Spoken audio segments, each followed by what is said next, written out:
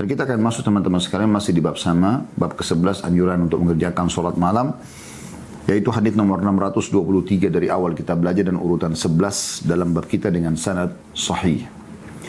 Bunyinya dari Jabir radhiyallahu anhu, dia berkata, aku mendengar Rasulullah sallallahu alaihi wasallam bersabda, "Inna fil laili la sa'atan la yuwafiquha rajulun muslimun yas'alullaha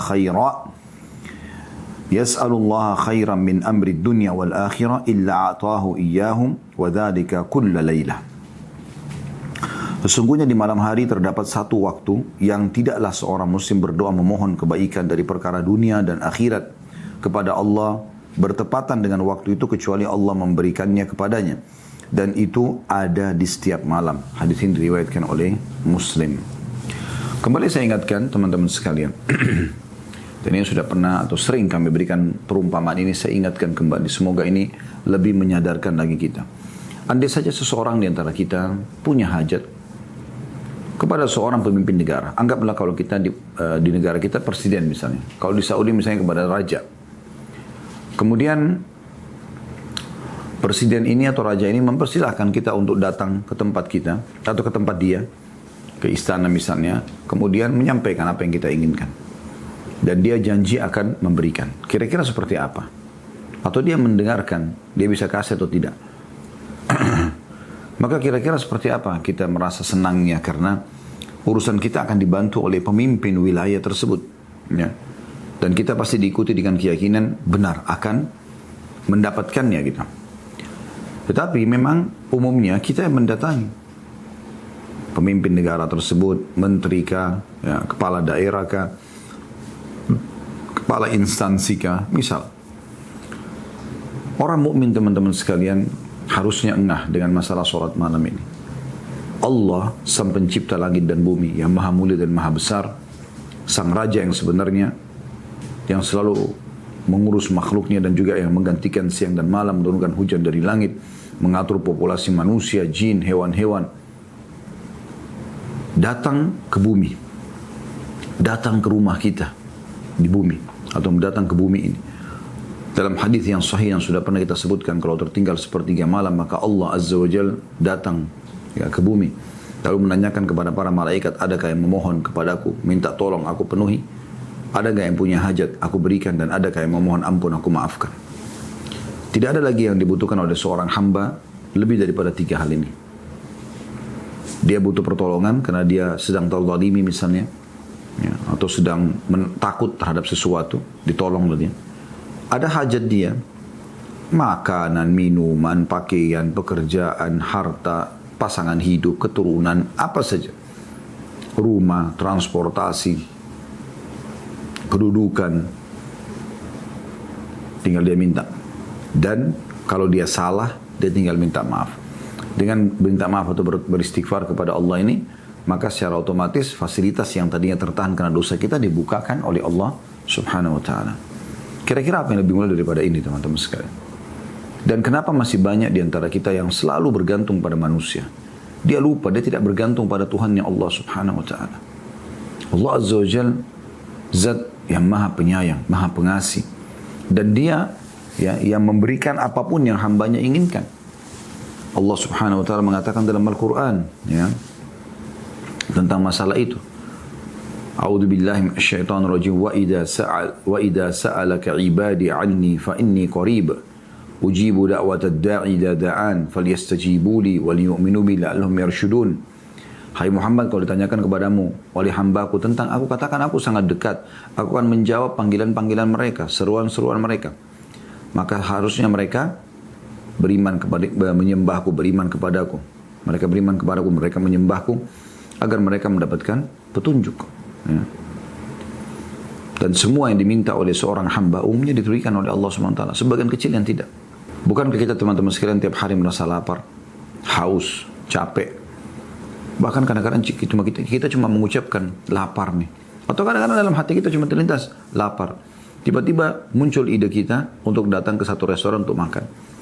Atau mungkin ada juga orang yang sedang duduk, tiba-tiba diberikan makanan oleh temannya. Padahal dia baru mengucapkan. Dan ini hampir tiap hari. Makanan, minuman, oksigen, air, udara, Tanpa kita minta pun Allah kasih. Sebagian kecil dari hajat-hajat dunia kita yang mungkin kita minta menikah sama si fulan, kita minta agar diberikan uang, harta oleh Allah SWT sekian misalnya, atau diberikan keturunan, itu mungkin Allah masih tahan dengan hikmahnya. Allah sangat sayang dengan kita dan Allah tahu kenapa Allah tahan itu. Ada banyak riwayat-riwayat menjelaskan masalah itu. Bisa saja karena Allah Subhanahu wa taala tahu kalau diberikan kepada hamba ini justru dia akan kufur kepada Allah, sebagaimana dalam sebuah riwayat. Kata Nabi SAW, Allah berfirman kepada para malaikat, lapangkanlah rezekinya si fulan, karena kalau kau lapangkan dia makin patuh kepadaku, dan sempitkan rezekinya si fulan, karena kalau kau bukakan maka dia akan kufur kepadaku. Atau kama qala Nabi SAW, kemudian juga dalam riwayat yang lain, kata Nabi SAW ini bisa saja karena itu yang tadi yang pertama, itu bisa saja karena yang satu lagi nih, yang kata Nabi SAW, kalau Allah mendengar doa yang indah dari seorang hamba, maka Allah menerlambatkan jawabannya agar hamba tersebut terus berdoa. Oleh karena itu jangan putus asa, terus saja berdoa kepada Allah Subhanahu wa taala. Hadits ini teman-teman menyebutkan tentang salah satu keutamaan salat malam, bagaimana di waktu malam itu ada waktu pasti diijabah oleh Allah Subhanahu wa taala. Dan ini tentu kalau dalam secara zahir yang kelihatan dari hadits ini belum disebutkan waktu itu kapan tepatnya. Tetapi kalau tadi hadis yang saya sebutkan memang sudah ditentukan sepertiganya. Ya, di sepertiga malam. Tapi ini bukan berarti kalau selain sepertiga tidak diijabah oleh Allah SWT. Tapi kalau sepertiga ini seperti Anda kalau minta sesuatu, bantuan sama orang, beda pada saat dia buka misalnya rumah atau kantor kami membuka kesempatan untuk mengajukan bantuan jam sekian sampai jam sekian. Beda Anda datang di jam itu yang memang dibuka untuk bantuan dengan Anda datang di jam lain yang juga mungkin masih bisa diberikan. Ya. Tapi yang ini sudah pasti karena memang terjadwalkan untuk pemberian atau pembagian pada saat itu. Itu maknanya. Dan harusnya teman-teman seorang mukmin engah dengan masalah ini. Bagaimana bisa kita meninggalkan malam tanpa sholat, teman-teman sekalian? Bagaimana bisa seseorang yang rindu dengan rahmat Allah, merasa bersyukur kepada Tuhan yang Allah atas nikmat yang dilimpahkan, ingin masuk ke dalam surga, kemudian dia tidur di malam hari tanpa mengerjakan sholat malam. Nggak ada lagi bagi orang beriman negosiasi tentang masalah ini. Dan jangan selalu terkurung di istilah kan sunnah. Baik, kalau sunnah bukankah perintah untuk dikerjakan? Sunnah dari sisi definisinya fikih ya. Kalau sunnah dari sisi definisi hadis, semuanya sunnah. Wajib, yang wajib pun sunnah Rasulullah SAW. Tapi kita bicara masalah definisi fikihnya, yaitu amalan sunnah yang tidak ada ancaman kalau meninggalkannya. Dan tidak ada penekanan dengan perintah fi'lul amr atau kata perintah tegas untuk mengerjakannya. Sehingga dia menjadi hukumnya sunnah. Yaitu kalau dikerjakan mendapat pahala, ditinggalkan tidak berdosa. Tapi teman-teman, kenapa kita mengambil akhir potongan definisi ini? Kenapa kita mengatakan kalau tidak dikerjakan tidak dapat dosa? Kenapa ininya? Kenapa bukan potongan awalnya? Kenapa bukan kalau dikerjakan dapat pahala? Kenapa nggak kita kejar keutamaan ini? Ya. Kalau kita dikasih opsi di kantor, kalau Anda kerjakan ini, datang pada hari ini, Anda lembur, Anda akan dapat duit sekian. Kalau tidak juga nggak ada masalah dengan perusahaan. Kenapa orang masih milih, oh nggak usah datang? Kenapa nggak kerjakan aja? Toh juga dapat bonus. Kan begitu. Jadi jangan sampai terkurung di definisi ini, kemudian Anda salah gunakan definisi ini. Sehingga sholat malam, sholat duha, zikir pagi petang, baca Al-Quran, berdoa, kan sunnah. Ya sudah, nggak apa-apa kalau nggak dikerjain. Jangan. Karena amalan-amalan sunnah ini sangat besar manfaatnya. Sebagaimana disebutkan dalam sebuah hadis yang pernah kita bahas dalam kitab sholat ya, sebelum membahas kitab sholat sunnah ini, ada kitab sholat secara umum yang kita sudah bahas pada di akhir jilid 1 ya. Bagaimana Nabi SAW mengatakan awal amal yang dihisab hari kiamat adalah sholat dari seorang hamba itu. Ya. Kalau sholatnya bagus maka beruntunglah dia. Dan kalau sholatnya buruk maka rugilah dia. Dan Allah Subhanahu Wa Taala berfirman kepada para malaikatnya, lihatlah kalau seandainya amal sholatnya yang wajib kurang, lihatlah adakah sholat sunnah dia. Kalau ada maka Allah memerintahkan untuk dimasukkan ya, untuk menyempurnakan sholat wajibnya. Jadi amal sunnah itu membantu itu. Ya. Dan kata Nabi SAW, dan itu terjadi pada semua amal. Maksudnya puasa Ramadan dibantu dengan puasa sunnah, zakat dibantu dengan sedekah, ya, atau kemudian umroh membantu haji dan seterusnya. Jadi amalan sunnah ini besar sekali manfaatnya. Juga dalam hadis yang lain kata Nabi SAW, Allah SWT berfirman, la yazalu abdun yataqarrabu ilai bin nawafil hatta uhibbu. Seorang hamba terus mendekatkan diri kepadaku dengan amal-amal sunnah sampai aku mencintainya. Jadi menjadi penyebab datangnya cintanya Allah Subhanahu wa taala. Kalau aku sudah mencintai dia, fa in ahbabtuhu kuntu lahu sam'u alladhi yasma'u bihi, aku akan menjadi pendengarannya yang dia gunakan untuk mendengar, wa basaru alladhi yabsuru bihi, penglihatan yang dia gunakan untuk melihat, wa yaduhu alladhi yabtishu bihi, dan tangan yang dia gunakan untuk menjama, wa rijlu alladhi yamshi alaihi, dan kaki yang dia gunakan untuk melangkah. Maka maksudnya Allah akan membantu dia, mengawasi dia, memandu dia kepada hak yang benar. Jadi hadis ini ya, kita ambil mutiara satu saja, bagaimana seorang muslim jeli dalam mengejar waktu yang mustajab itu. Karena kita butuh doa. Kita butuh untuk memohon kepada Allah Subhanahu wa taala. Dan ketahuilah teman-teman sekalian, seseorang itu berdoa agar dipertahankan nikmat yang sedang ada oleh Allah SWT dan ditambahkan lebih baik daripada dia sedang tertimpa musibah lalu dia minta jalan keluar. Jadi misalnya gini, pada saat Anda sedang sehat, lalu Anda memohon, ya Allah, pertahankanlah kesehatanku ini, ya. Anda punya pasangan, ya Allah, berkahi pernikahanku ini. Anda punya keturunan, ya Allah, jadikanlah mereka soleh.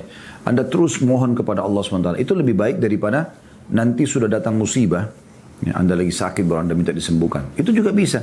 Tapi lebih baik Anda minta pada saat Anda sedang lapang. Bahkan pada saat Anda minta di saat lapang itu akan menjadi penyebab kalau lagi sempit Allah akan mudahkan Anda mendapatkan jalan keluarnya. Ya. Sebagaimana sabda Nabi SAW dalam hadis yang lain. Kata Allah Subhanahu wa taala, hadis qudsi, ya, Allah Subhanahu wa taala berfirman, beribadahlah atau mendekatkan dirilah kepadaku di saat kalian sedang lapang, maka aku akan, ya, memenuhi kebutuhan kalian di saat kalian sedang sempit. Kemudian selanjutnya, kalau tidak salah itu hadis Nabi, ya, maaf keliru kalau saya katakan hadis qudsi, tapi Nabi SAW mengatakan, karena inilah Tuhan kalian pada saat kalian sedang lapang, maka dia akan mengenali kalian pada saat kalian sedang sempit. Jadi bukan hadis qudsi, ya, tadi saya keliru menyampaikan, tapi ini hadis Nabi SAW yang secara langsung beliau bahasakan. Hadis selanjutnya nomor 624 dari awal belajar dari urutan 12 dalam bab kita dengan sanad hasan di ghairihi, atau menjadi hasan karena dikuatkan dengan riwayat-riwayat lain yang berbunyi dari Abu Umamah al-Bahili radhiyallahu anhu dari Rasulullah sallallahu alaihi wasallam, beliau bersabda, "Alaikum biqiyamil lail fa innahu da'bus salihin qablakum wa qurbatun ila rabbikum wa maghfaratun lis-sayyi'at wa manhatun 'anil itsmi." Hendaklah kalian melakukan qiyamul lail karena ia adalah kebiasaan orang-orang saleh sebelum kalian dan merupakan pendekatan diri kepada Rabb kalian, pelebur kesalahan-kesalahan dan pencegah dari dosa. Ada sini riwayat Tirmidzi dan juga Al-Hakim serta Ibnu Khuzaimah. Dan Al-Hakim mengatakan hadis ini sahih berdasarkan syarat Bukhari. Hadis ini teman-teman sekalian, hadis yang mulia, masih sama membahas tentang salat malam, dan kita coba mengambil beberapa mutiaranya. Yang pertama adalah anjuran untuk menjaga salat malam. Alaikum biqiyamil lail. Alaikum biqiyamil lail. Jadi kalian jagalah salat malam itu. Jaga, jangan sampai lewat satu malam tanpa salat tahajud. Walaupun coba bisa 2 rakaat, baik. 4 rakaat, alhamdulillah. Anda bisa sempurnakan seperti yang Nabi SAW sering contohkan, yaitu mengerjakannya dengan 8 rakaat salat malam dan 3 rakaat witir, alhamdulillah. Ini juga sangat bagus.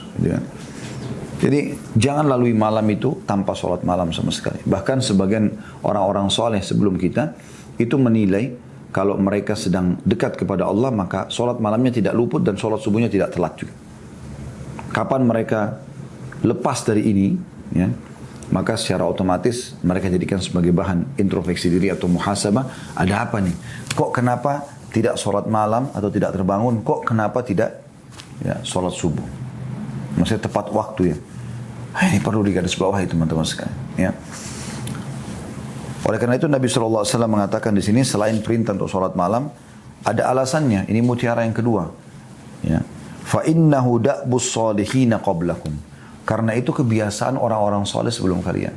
Maka tadi saya bilang teman-teman, orang-orang mukmin, orang mukminah, nggak ada lagi negosiasi dalam diri dia, ya, untuk sholat malam atau tidak. Gak lagi melihat ini, oh ini cuma sunnah hukumnya.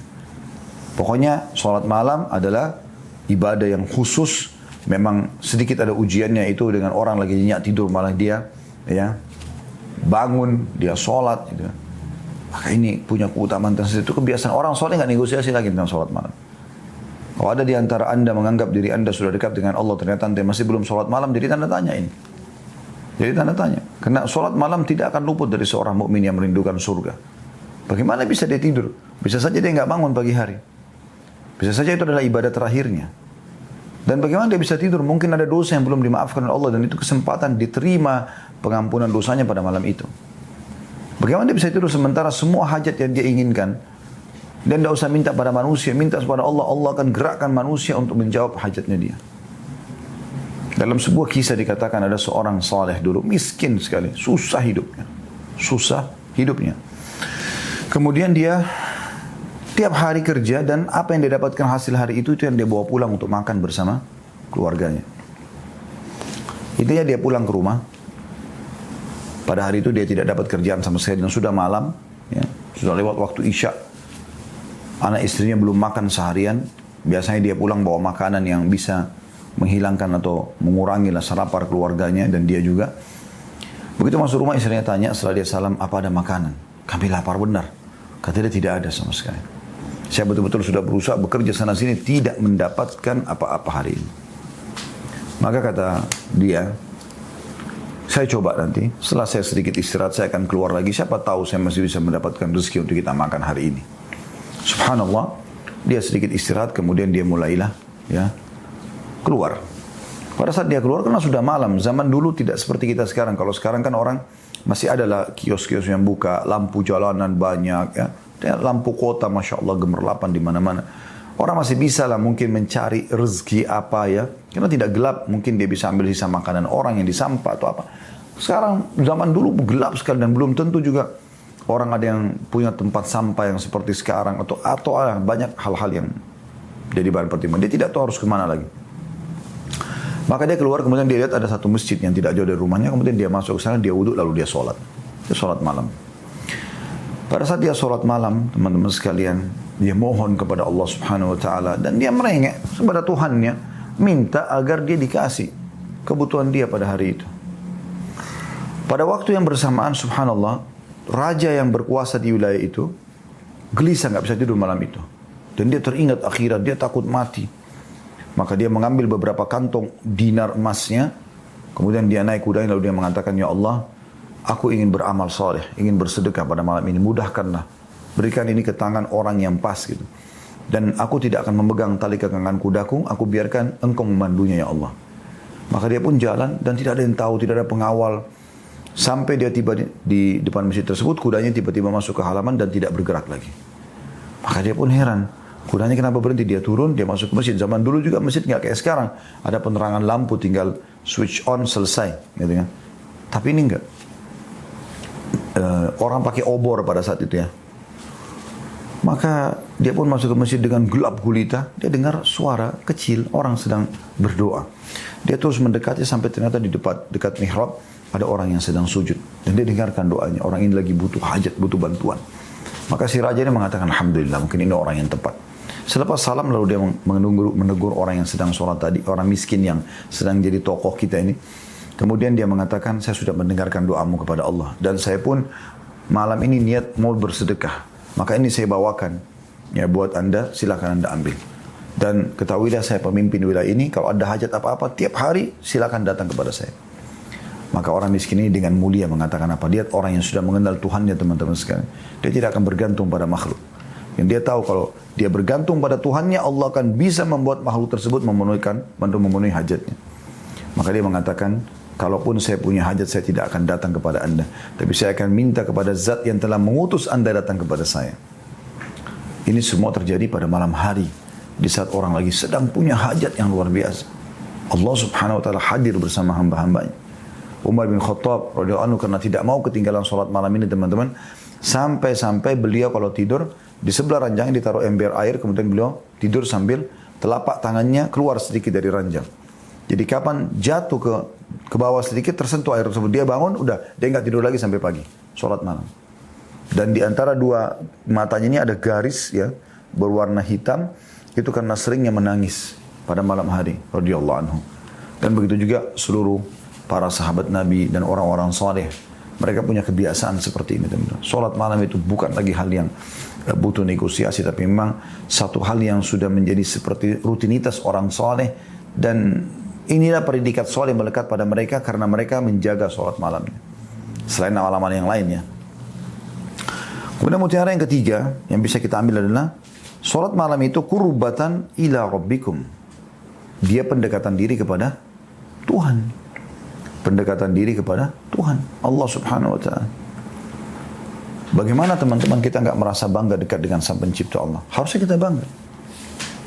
Kalau kita dekat dengan seorang pemimpin wilayah, ya, mungkin kemudian dia menyebutkan nama kita misalnya, atau dia mengatakan, oh si fulan tuh saya kenal, misalnya. Begitu aja sudah cukup. Apalagi kalau kita sering dipanggil ke majelisnya, gitu kan? Ini sholat malam adalah khusus pendekatan langsung dengan Allah SWT. Modalnya cuma wudhu dengan menghadap kiblat, sholat dengan ikhlas. Anda sudah komunikasi dengan raja yang sebenarnya, Malikal Mulk, raja seluruh raja-raja, pencipta langit dan bumi ini. Anda kalau sedang mendapatkan nikmat, dialah yang menciptakan Anda, dia menciptakan nikmat itu, dia juga yang akan bisa mempertahankan dan menambah nikmat itu. Kalau Anda sedang ada musibah, ada cobaan, dia menciptakan Anda, dia menciptakan cobaan tersebut, dan dialah satu-satunya yang bisa mengeluarkan dari permasalahan tersebut. Bagaimana bisa Anda tidak jadikan ini sebagai momentum yang sangat mahal? Saya tidak bisa lupa, subhanallah, ada satu orang beberapa tahun yang lalu gitu. Saya kenal dan saya tahu orangnya awam sebenarnya, ya. Bukan seorang dai, ya. Dia biasa saja, orangnya pekerja umum dan juga enggak secara ilmu, enggak juga secara harta punya kelebihan. Tapi saya kenal dan sering ketemu sama saya gitu. Kadang-kadang kalau ada pekerjaan-pekerjaan tertentu, saya alihkan ke beliau gitu. Intinya, saya waktu itu sedang menghadapi satu masalah, teman-teman sekalian. Karena waktu kami pertama buka restoran, Ajwad ini, sedikit ada hambatan. Sampai kurang lebih 6 bulan terhambat. Karena saya tidak tahu kenapa orang yang membuat proyek itu menunda-nunda dengan hikmah Allah Subhanahu wa taala. Setiap kali saya datang, oh iya nanti besok Pak, nanti terus ditunda gitu. Saya juga bingung harus ambil langkah apa sama orang ini. Karena selalu janji gitu. Maka saya pada saat ketemu dengan teman ini, kemudian dia sambil senyum aja. Saya sih bukan melihat dia, tapi saya melihat bagaimana Allah mengirim sinyal itu kepada saya sebenarnya. Dia mengatakan, Ustaz, meeting aja Ustaz. Kan selesai kalau meeting itu. Dia dengan santainya sambil bercanda ngomong gitu. Saya belum ngeh nih. Saya bilang, meeting sama siapa? Dia sambil senyum. Di malam hari Ustaz. Terus dia jalan gitu. Subhanallah. Saya pada saat itu baru ngeh. Bahasa-bahasa seperti ini kan bahasa sederhana. Tapi iya ya, kenapa saya tidak malah coba tuangkan permasalahan ini di saat sujud di malam hari.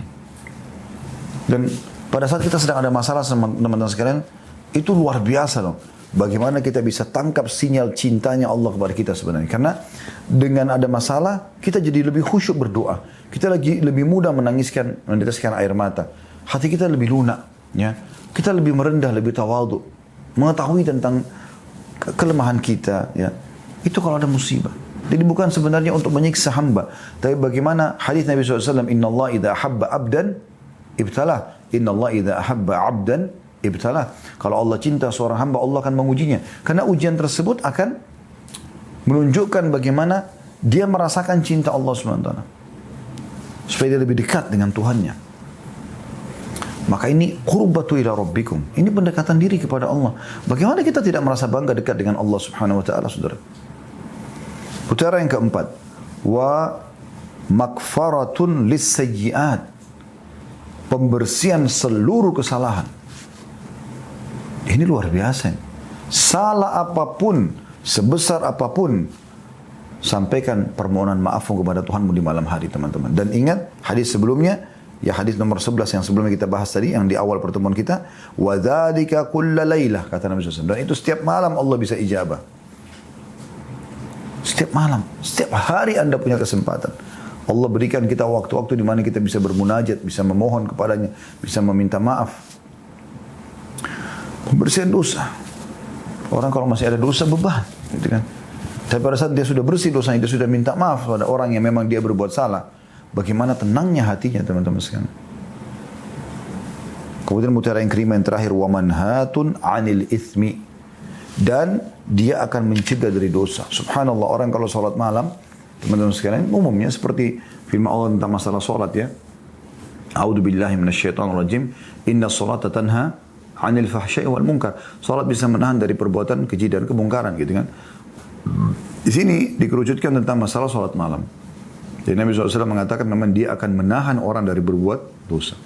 Dengan izin Allah SWT. Kalau anda dirikan sholat malam dengan ikhlas karena Allah SWT, insya Allah besoknya ya, anda tidak akan berbuat kemaksiatan kepada Allah. Kalaupun ada, seperti ada penghalang-penghalangnya, anda berat untuk melakukannya. Karena tidak bisa ketemu antara sholat malam dengan maksiat.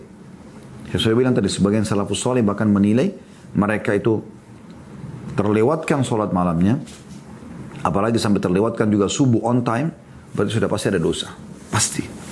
Kata Ibnu Umar radhiyallahu anhuma, aku mengetahui aku memiliki dosa pada saat aku pernah melakukan satu perbuatan dosa yang tidak besar, tapi sudah cukup Allah menghalangiku untuk sholat berjamaah subuh 1 bulan di masjid. Tidak bisa bangun di waktu itu. Subhanallah. Ya.